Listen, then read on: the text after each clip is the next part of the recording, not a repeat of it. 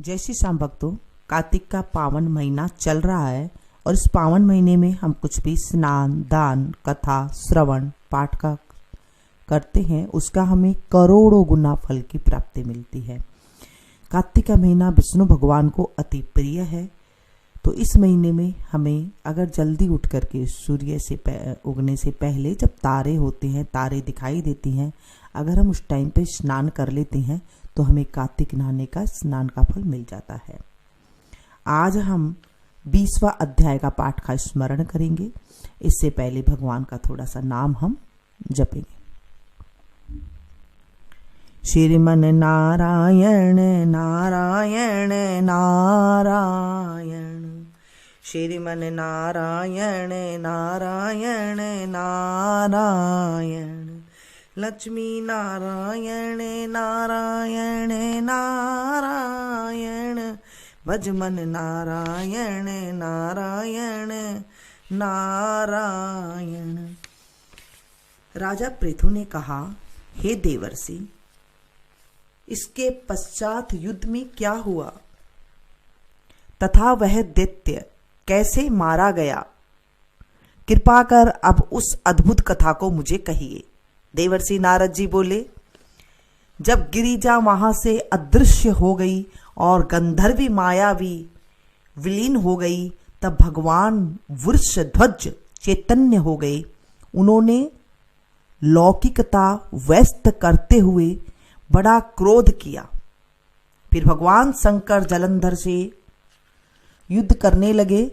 जलंधर शंकर के बाणों को काटने लगा, परंतु जब काट न सका तो उसने माया की पार्वती बनाकर अपने रथ पर बांध ली, जो सुम निशुम द्वारा विद्यमान थी और विलाप कर रही थी।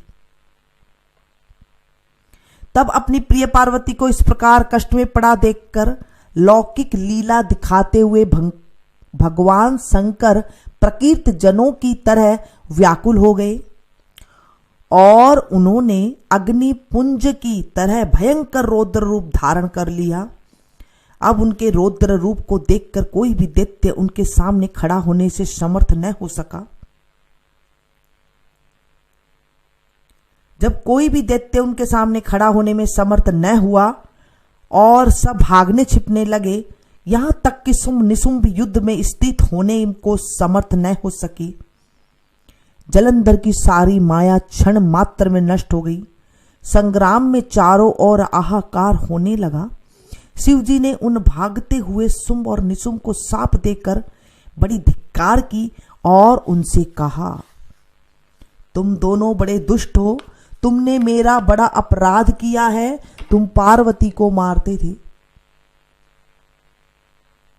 और अब युद्ध से भागते हो। भागते को मारना पाप है, इससे अब मैं तो तुम्हें नहीं मारूंगा, परंतु गौरी तुम्हें अवश्य मारेगी। शिव जी के ऐसा कहने पर समुद्र पुत्र जलंधर क्रोध में अग्नि के समान प्रज्वलित हो उठा।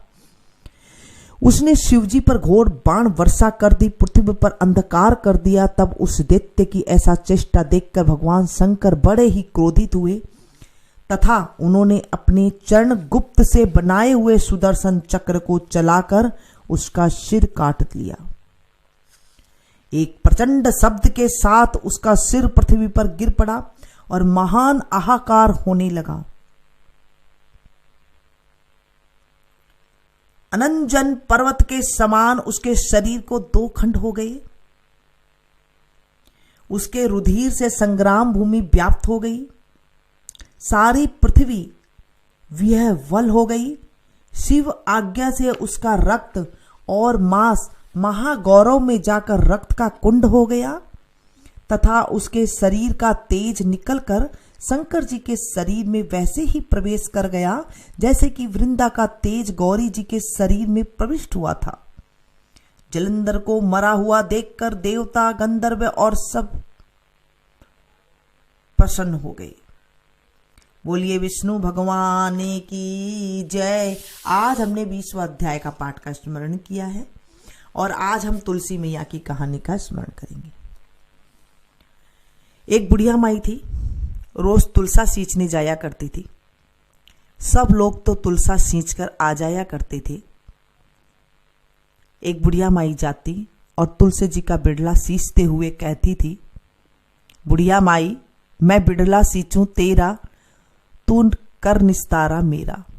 बुढ़िया माई अड़वा ले गड़वा ले पीताम्बर की धोती ले, मीठा मीठा घास ले, बैकुंठ का बास दे।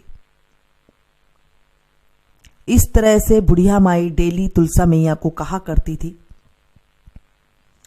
तुलसा माई धीरे धीरे सूखने लगी। भगवान जी आए। श्री कृष्ण भगवान ने कहा कि तुम्हें इतनी लुगाई आती हैं, औरतें आती हैं, गीत गाती हैं, मनाती हैं, तो भी तुम क्यों सूख रही हो? तुलसा मैया ने कहा, मेरे मन की मत पूछो। भगवान ने पूछा, बताना तो पड़ेगा। उन्होंने कहा कि एक बुढ़िया माई आती है, वो रोज इतनी चीज मांगती है, अड़वा दे गड़वा दे, पीताम्बर की धोती दे, मीठा मीठा घास दे, बैकुंठ का बास दे, श्री कृष्ण का कांधा दे। मैं और तो सब कुछ दे दूंगी, लेकिन आप कृष्ण का कांधा कहां से दूंगी? ये मैं सोच रही हूं और सुख रही हूं। भगवान ने कहा, तो चिंता मत करो, जब वो मरेगी तो मैं अपने आप उसको जाकर कांधा दे दूंगा। बुढ़िया माई थोड़े दिन बाद ऐसे ही पूजा करते हुए वो मर गई। सारे लोग उसे उठाने लगे। वो इतनी भारी हो गई कि किसी के पास भी नहीं उठती। सब लोगों ने कहा कि पाप घाट की माला फेरा करती थी, पापनी थी, तभी तो किसी के पास नहीं उठ रही है। भगवान बूढ़ा ब्राह्मण का बेश धर करके आए और पूछे कि यहां पर भीड़ क्यों हो रही है। सब लोगों ने कहा कि बुढ़िया है, पापनी थी, मर गई, किसी के पास नहीं उठ रही है। भगवान ने कहा कि मेरे को इसके कान में एक बात कहने दो तो ये उठ जाएगी। सब ने कहा, भाई तू भी तेरे मन की काढ़ ले। भगवान ने बुढ़िया माई के कान में जाकर कहा, बुढ़िया माई तू बिड़लो सींचो मेरो, मैं करूं निस्तारा तेरा। बुढ़िया माई अड़वा ले गड़वा ले, पीताम्बर की धोती ले, मीठा मीठा घास ले, बैकुंठ का बास ले और श्री कृष्ण का कांधा ले। इतना सुनते ही बुढ़िया माई हल्की हो गई और भगवान उसको कांधा पर ले गई। हे तुलसा मैया, जैसे बुढ़िया माई की मुक्ति करी वैसी मेरी भी करना। इस कहानी को जो सुने सुनावे, हुंकारा भरे, उसकी भी मुक्ति करना। बोलिए तुलसा मैया की जय। आज हम कार्तिक की कहानी सुनेंगे। एक इली थी, एक गुड़िया था। इली गुड़िया से बोली, आ गुड़िया अपन कार्तिक का स्नान करते हैं। गुड़िया बोला, भाई। गुण बोला कि भाई मैं तो मोट बाजरा में पड़ता हूं, मेरे अंदर तो ताकत है नहीं। तू तो बादाम में और छुआरे में गिरती है, जो तेरे में ताकत है तू ही नहा ले। इली तो रोज राजा की लड़की के पल्ले के लग के कार्तिक नहाने चली जाती थी। गुड़िया नहीं नहाता था। कार्तिक के पूनू के दिन दोनों जने मर गए। इली कार्तिक नहाई, उसके फल से राजा घर में लड़की हुई। गुड़िया कार्तिक नहीं नहाया, इसके बदले में राजा के घर में मींड का होया, मेंढक। जब बाई बड़ी हो गई, उसका शादी होने लगी। लड़की की जब शादी हुई तो राजकुमारी ने रथ को रोक लिया। राजा ने पूछा कि बेटी तुझे क्या चाहिए, सो मांग ले, रथ क्यों रोका है? उसने कहा कि मेरे को ये जो मेंढक है ये मुझे चाहिए। राजा ने कहा कि बेटी तूने धन दर्भ मांग ले, ये क्या मांगा है? क्या नहीं, मुझे तो ये मींड का ही चाहिए, मुझे ये मेंढक ही चाहिए। रथ के पीछे बांध दिया। राजा ने कहा चलो कोई बात नहीं, जिद कर रही है तो इसे बांध देते हैं। और वो बांध करके ले आई और मेंढक भी फुदक फुदक करता चला गया। जब राजकुमारी जब महल में आई तो उसे महल के नीचे बांध दिया, पैड़ी के नीचे, सीढ़ियों के नीचे उसे बांध दिया मेंढक को, और आप ऊपर चल गई। जब भी रानी ऊपर से उतरती नीचे चढ़ती तो मींड का जो मेंढक था वो बोला करता था, ए रानी मुझे भी थोड़ा सा पानी पिला दे, मैं प्यासा बैठा हूं। तो रानी कहती थी कि मैं कहती थी ना कि तू कार्तिक नहा ले, जब तो तू नहाया नहीं, अब तू पानी मांग रहा है। ये बात रानी की दौरानी जेठानी ने सुन ली और जाकर के राजा को सिखा दी कि तू रानी लेकर आया है या तू जादूगरनी लेकर के आया है। आदमियों से, इंसानों से तो सब बात करते हैं, ये तो जानवरों से बात कर रही है। राजा ने कहा कि मैं कान सुनी बात नहीं मानता हूं, मैं आंख देखी हुई बातें मानता हूं। दूसरे दिन राजा छिप करके बैठ गया। रानी जब सीढ़ियों से उतरी तो मेंढक ने फिर वही बोला और रानी ने वही जवाब दिया। तो राजा को गुस्सा आ गया और कटारी लेकर के खड़ा हो गया, तलवार लेकर के खड़ा हो गया कि है जैसी बात बता, नहीं तो मैं तुझे मारूंगा। रानी ने कहा कि लुगाई का और जेवड़ी का, जो औरत होती है उसका और जेवड़ी का अंत नहीं लेते हैं। राजा ने कहा नहीं, मैं तो अंत का ही भूखा हूं, मैं तुझे मार दूंगा, सच्ची बात बता। रानी ने कहा कि पिछले जन्म में मैं ईली थी, ये घुण था, मैं कार्तिक नहायाती थी राजा के पल्लक के, लड़की के पल्ले के नहा के, तो मैं राजा के घर में जन्म हुई और आज जो मैं सुख भोग रही हूं ये कार्तिक नहाने के फल से ही भोग रही हूं। और आज इसने कार्तिक नहीं नहाया पिछले जन्म में, तो ये घुण होकर के आज इस तरह से जानवर होकर के पड़ा है। राजा ने कहा कि कार्तिक नहाने का इतना फल होता है? उसने कहा हाँ। राजा ने कहा कि अगली साल हम भी, आपन दोनों भी जो है जोड़े से नहाएंगे। फिर अगली साल कार्तिक आया तो दोनों जने जोड़े से नहाने लग गए। राजा के घर में बहुत धन संपदा हो गई और दोनों खुश से रहने लगे। हे कार्तिक महाराज, जैसे इल्ली को आपने सुख दिया, उसकी मुक्ति करी, ऐसे सभी को देना। जैसे घुण को दिया वैसे किसी को मत देना।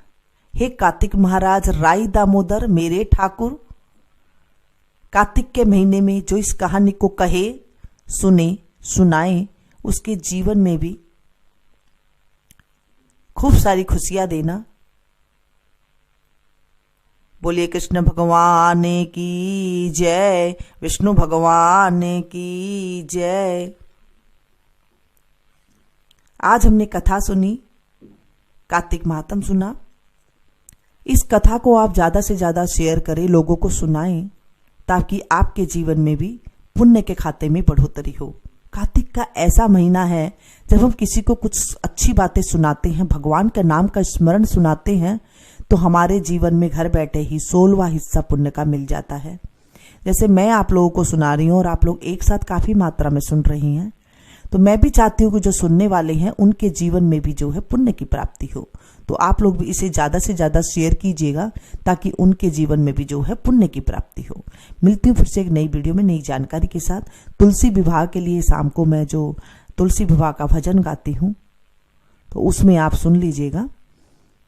पहले भी मैं एक बार बता चुकी हूँ, जो थोड़ा बहुत बचा है वो मैं आज आपको बता दूंगी। तब तक आप लोग देखते रहिए मीनू संगीत। Thank you.